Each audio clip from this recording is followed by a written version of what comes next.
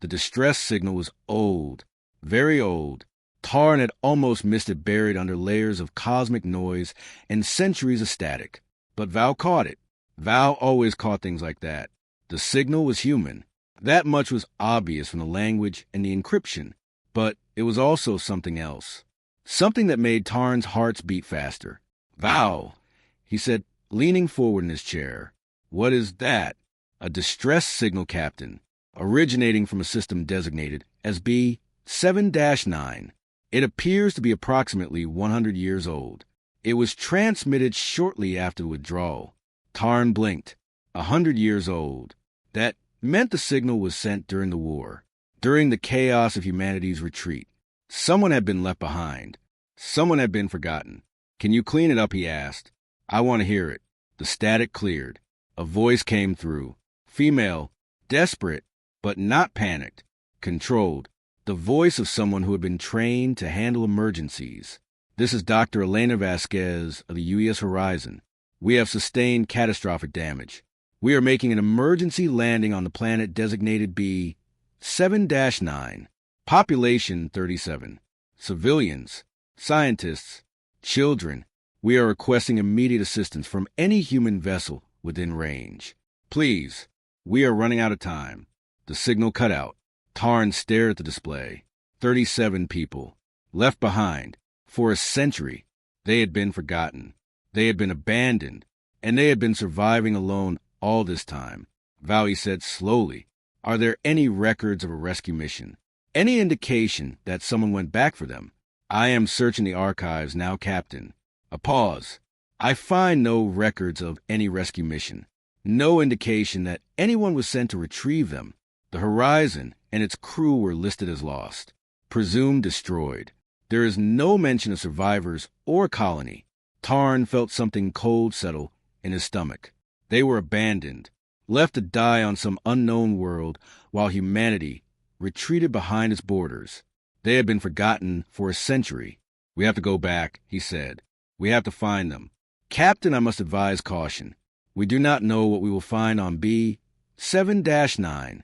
The planet may be uninhabitable. The colony may no longer exist. The survivors may be hostile. I do not care, Tarn said. They are human. They are part of the legacy. And they were abandoned. We are going to find them. We are going to help them. Val was quiet for a moment. Then, yes, Captain. The journey to B-7-9 took 3 days. The system was remote, forgotten. The kind of place that fell off the charts once no one had a reason to remember it. The planet itself was surprisingly habitable. Green, blue, alive. It looked like a place where people could survive, where people had survived. Tarn brought the Kestrel's Vow into orbit and began scanning the surface.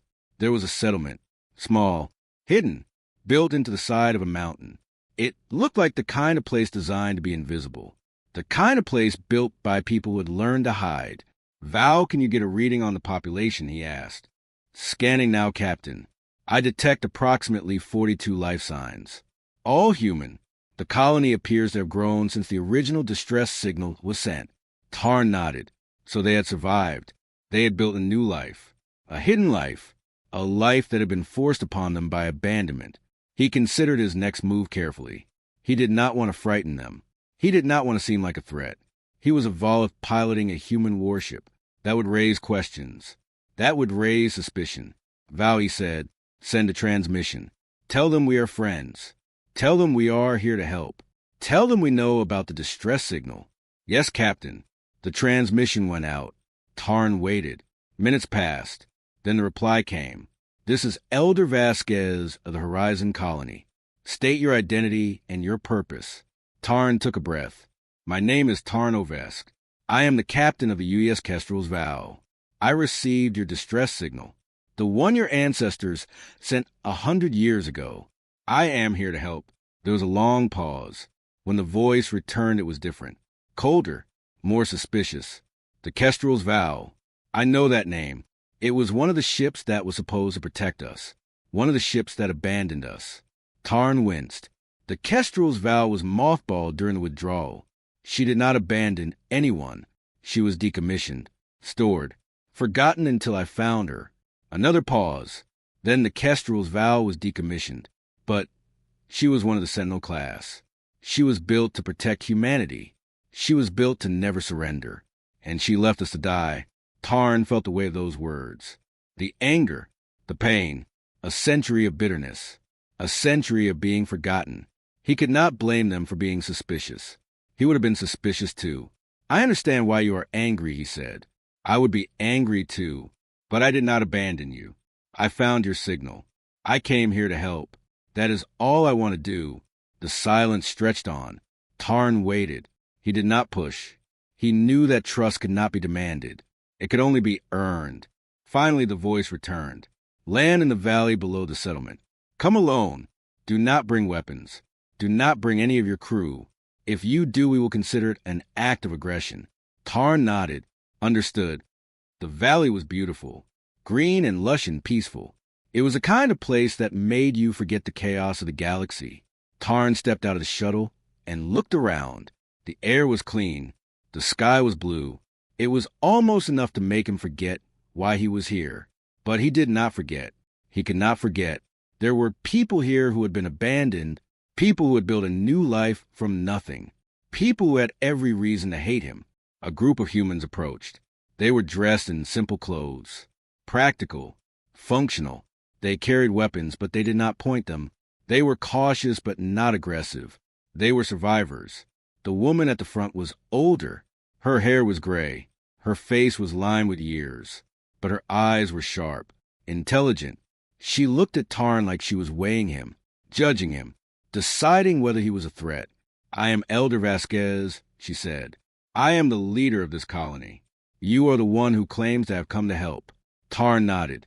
I am Tarn Ovesque, captain of the Kestrel's Vow. I received your ancestors' distress signal. I am here to offer assistance. Elder Vasquez studied him for a long moment. Then she gestured for him to follow. Walk with me. We have much to discuss. The colony was larger than Tarn had expected. It had grown over the century. What had started as a small settlement of 37 survivors had become a thriving community of over 40 people. They had built homes, farms, schools. They had created a life for themselves, a life that had been forced upon them, but a life nonetheless. Elder Vasquez led him through the settlement. People watched him from doorways. Children peeked out from behind their parents' legs. They were curious, but wary. They had learned to be wary. Why did you come? She asked as they walked. Why now, after a century of silence? I found your signal, Tarn said. It was buried under a lot of noise, a lot of static. But I found it, and I knew I had to come. You are Volas, she said, not human. Why do you care about us? Tarn was quiet for a moment. Then he told her everything. About the card game, about Voss, about the Kestrel's Vow, about the archives, about the Hollow, about the rogue human fleet, about everything he had learned and everything he had become. By the time he finished, Elder Vasquez was staring at him with something that looked almost like wonder. You carry our legacy, she said softly. You carry the soul of our species. I carry what I was given, Tarn said. And I believe that includes you. Your ancestors were left behind. They were forgotten, but they survived. They built this, and they deserve to be remembered. They deserve to be part of the legacy, too. The colony had a council, 7 elders who made decisions for the community. Tarn was brought before them. He told his story again. He answered their questions. He tried to prove that he was not a threat. When he was done, Elder Vasquez spoke. We have been alone for a century. We have learned to survive on our own. We have learned not to trust outsiders. But you have come here with something we have not had in a very long time. Hope. The other elders murmured their agreement. Tarn felt something shift in his chest. Hope. That was what he had brought. That was what he had to offer. What do you want from us, Elder Vasquez asked. What do you want in return for your help? Tarn shook his head. I do not want anything. I came here to help. That is all. You are part of humanity's legacy. You deserve to be protected. You deserve to be remembered. Elder Vasquez was quiet for a long moment. Then she smiled. It was the first time Tarn had seen her smile. It made her look younger, lighter. Then stay, she said. Stay with us for a while. Let us get to know you. Let us decide if you are truly who you say you are, and then we will decide what comes next. Tarn nodded. I would like that. The next few weeks were strange. Tarn had never been part of a community before.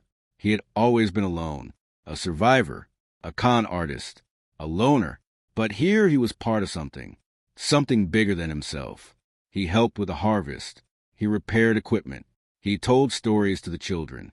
He sat around fires and listened to the elders speak of their ancestors. He became part of the colony's life. And slowly the colony became part of him. But not everyone was happy. There were some who did not trust him, some who believed he was a spy, some who believed he was there to destroy them.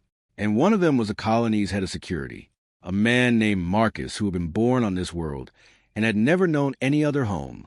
Marcus confronted Tarn one evening. I do not trust you, he said bluntly. You arrive with stories of a war you never fought. You claim to carry a legacy that is not yours, and you expect us to believe you, to trust you. Tarn met his eyes. I do not expect anything. I came here to help. That is all. Marcus shook his head. I have seen what happens when outsiders come to help. They always want something. They always take something. And they always leave. You will leave too. You will leave us to die. Tarn was quiet for a moment.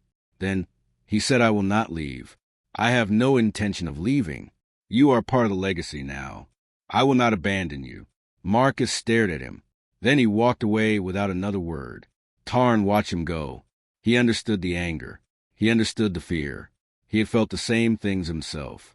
But he also understood that trust was not given. It was earned, and he was willing to earn it. The attack came 3 weeks later. A pirate fleet, fast, aggressive, heavily armed. They had been tracking the Kestrel's Vow. They had followed it to be 7-9, and now they wanted what the ship carried. The archives, the legacy, the power. Tarn was on the bridge when the alert came. The pirates were descending. They had weapons trained on the colony. They were demanding surrender. Vow, he said, can we take them? I estimate an 87% chance of victory, Captain.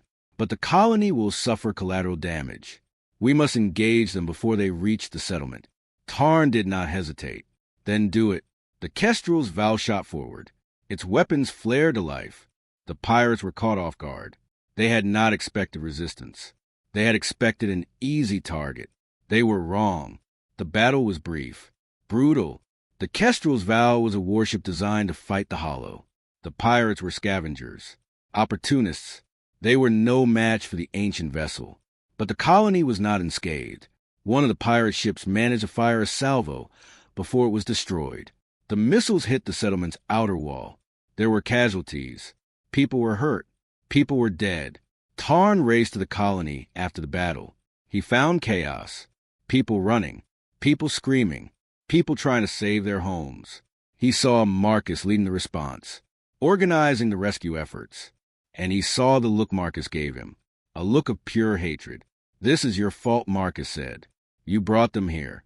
You brought this death. Tarn did not argue. He could not argue. Marcus was right. He had brought the pirates. He had brought the danger. He had brought the death. I am sorry, Tarn said. I am so sorry. Sorry does not bring back the dead, Marcus said. And he walked away. Tarn stayed in the colony for 3 more days. He helped with the recovery. He helped with the repairs. He did everything he could to make amends. But Marcus would not speak to him. Neither would some of the others. They saw him as a curse, a bringer of death. Elder Vasquez came to him on the 3rd night. I have been watching you, she said. You have worked harder than anyone. You have shown us that you care. But some of us cannot see past what happened. Some of us cannot forgive. I understand, Tarn said. I do not blame them. They are right to be angry. Elder Vasquez was quiet for a moment. Then we have made a decision. We cannot stay here. This world is no longer safe. The pirates will come back. Others will come. And we cannot protect ourselves. Tarn nodded. I will take you with me. I will find you a new home, a safe home. We were hoping you would say that Elder Vasquez said, and we have a request. We want to come with you. We want to join the legacy. We want to be part of what you are building. Tarn stared at her. You want to leave your home. We want to leave this world, Elder Vasquez said. We do not want to leave our identity. We are human. We are survivors. And we want to be part of something bigger than ourselves. We want to be part of the future. Tarn smiled. Then let us build that future together. The evacuation took a week. The colony packed up everything they could carry. They left behind their homes, their farms, their lives, but they took their hope, their legacy, their identity. Marcus came to Tarn on the last day. He looked tired, worn, but there was something different in his eyes, something that looked almost like respect. I was wrong about you, Marcus said. I thought you were a curse. But you are not. You are a gift. You gave us hope. You gave us a future. Tarn shook his head. I only did what was right. Maybe Marcus said. But that is more than most people ever do. Thank you, Tarn. Thank you for not abandoning us. Tarn felt tears prick at his eyes. He blinked them away. You are welcome, Marcus. You are welcome. The Kestrel's Vow left B, 7-9 behind. It was empty now, silent. But the colony was not empty. The colony was alive, thriving, growing. Tarn had given them a new home, a new purpose, a new future. And somewhere in the quiet of his heart, he knew that this was what humanity's legacy was really about. Not weapons, not wars, not power, but people. People who survived, people who thrived, people who refused to be forgotten. Captain Vow said one evening, I have been analyzing the colony's history, their records, their stories. They have a rich cultural heritage. They have preserved much of what humanity was. Tarn nodded. Then we will preserve it too. We will add it to the archives. We will make sure that their story is never forgotten. Yes, Captain. Tarn leaned back in his chair. The stars were bright outside the viewport. The colony was settling into their new life. Marcus was helping with the repairs. Elder Vasquez was organizing the children. Everyone had a purpose. Everyone had a place. You know, Tarn said, I never expected to find a colony. I never expected to find people who had been forgotten, but I did, and I am glad. I am glad, too, Captain Vow said. They are part of the legacy now, and we are part of theirs. Tarn smiled. Yes, we are part of theirs. He looked out at the stars. The galaxy was vast, full of mysteries, full of dangers, but it was also full of hope, full of people who refused to give up, full of people who refused to be forgotten. The Kestrel's Vow sailed on into the dark, but it was not alone. It carried a colony. It carried a legacy. It carried the future. And that was enough.